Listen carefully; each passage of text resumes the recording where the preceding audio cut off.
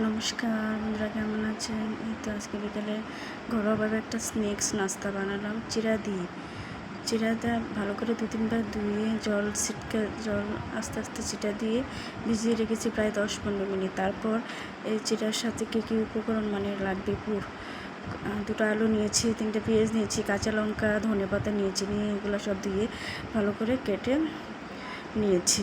নেওয়ার পরে এই সবগুলা একটা জায়গাতে নিয়ে তারপরে চুলাতে কড়াই বসিয়ে দিয়েছি। কড়াই বসিয়ে পেঁয়াজটিকে তেল দিয়ে হালকাভাবে নাড়াচাড়া করতেছি। লালও করবো না, এত করবো না। তারপরে দিয়ে দেবো আলু, কাঁচামরিচ, লঙ্কা, তারপরে কাঁচামরিচ, আলু, লবণ, ধনেপাতা, পেঁয়াজ, এগুলো সব কিছু দিয়ে নাড়াচাড়া করবো, ভাজতে নেড়ে ছেড়ে দেবো। তারপর ঢেকে দেবো। তারপর একটু ভাজা হয়ে আসলে তারপর টমেটো কুচি দিয়ে দেবো। টমেটো কুচি দেওয়ার পরে কিছুক্ষণ নেড়ে চেড়ে ঢাকনা দিয়ে রেখে দেবো 10-15 মিনিটের মতো। নিব লো হিটে জাল দিয়ে আস্তে আস্তে হবে। এটা করা ভাজাও যাবে না, আবার এত নরমও করা যাবে না, আবার তো শক্তও নামানো যাবে। এই মিডিয়াম একটু ভাজা করে নামিয়ে নেব। তারপর চলে যাব যে জিরা ভিজিয়ে রেখেছি সেখানে মরিচ গুঁড়া করে দিয়েছি, আর ধনেপাতা দিয়েছি, একটু তেল দিয়েছি, একটু লবণ দিয়েছি, দিয়ে আটার ডো মতো করে মেখে নিয়েছি। তারপর হাতে আটার ডো মতো করে একটা পিঠার শেপ মতো নিয়ে তারপর তার ভিতরে পুর দিয়ে যে পুরটা রেডি করেছিলাম সে পুরটা দিয়েছি। দিয়ে আমার মতো আমি এটাকে শেপ দিচ্ছি। আমার মনে হলো যে তো এটা গোল শেপ দিলেই হয়তো সুন্দর, তাই আমার কাছে এটাই সহজ মনে হয়েছে, তাই আমি এটাকে গোল শেপ দিচ্ছি। আপনারা যেমনভাবে শেপ দিতে পারেন, এটা আপনারা নিজেরাই যেভাবে ভালো লাগে সেভাবেই আপনারা শেপ দিতে পারেন। ইচ্ছে করলে আপনারা লম্বা করে শেপ দিতে পারেন, গোল করেও শেপ দিতে পারেন, আপনারা যেভাবে সুবিধা। আমার সুবিধা এভাবে ছিল, তাই আমি এভাবেই শেপ দিয়ে নিয়েছি।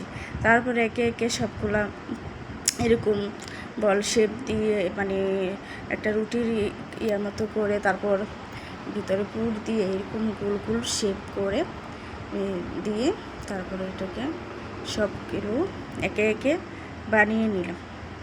বানিয়ে নিলাম। তারপর আপনারা ইচ্ছে করলে ঘরে সন্ধ্যা স্ন্যাক হিসেবে আপনারা এটাকে ঘরে বানিয়ে খেতে পারেন।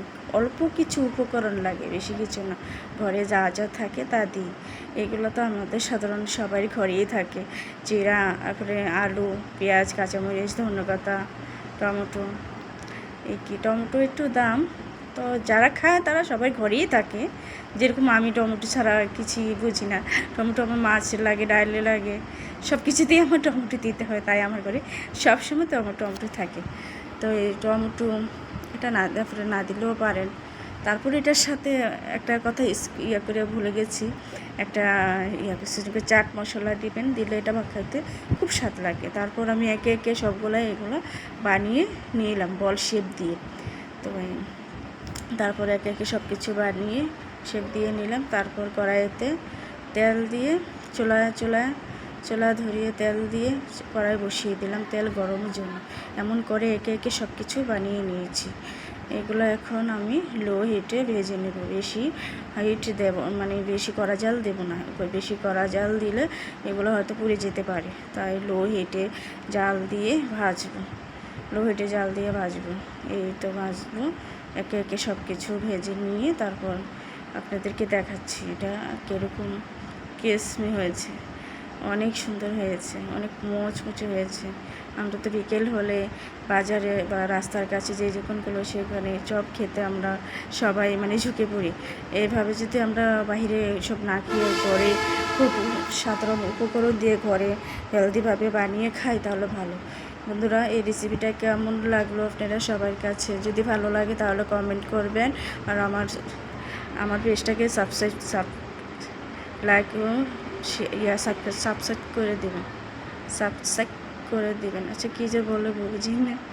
আচ্ছা যাক, ঠিক আছে, এটাকে লাইক ও শেয়ার করে দেবেন যদি ভালো লাগে। এই ছিল আজকের ভিডিও, বিকেলের স্ন্যাক্স, একটা মুখরুচি খাবার। এটা আপনারা ঘরে বানিয়ে খেতে পারেন। দেখেন এটা রাখতে কেমন সুন্দর একটা কালার এসছে, মুচমুচে। আপনাদেরকে ভেঙে একটা দেখাচ্ছি। এটা দেখেন নিচে কতটা আওয়াজ, আমি আওয়াজটা একটু ইয়ে করে দিয়েছি, সাউন্ড একটু ইয়ে ছিল ওদিকে, তাই আওয়াজটাকে ইয়ে করে দিয়েছি। দেখেন ভিতরে কতটা লোভনীয় বা কিসমি হয়েছে খেতে। আপনারা ইচ্ছে করলে সন্ধ্যায় এটা স্ন্যাক হিসাবে ঘরে বানিয়ে খেতে পারেন। এই ছিল আজকের ভিডিও। যদি ভালো লাগে তাহলে লাইক, কমেন্ট, শেয়ার করবেন, আমার পেজটাকে ফলো দেবেন।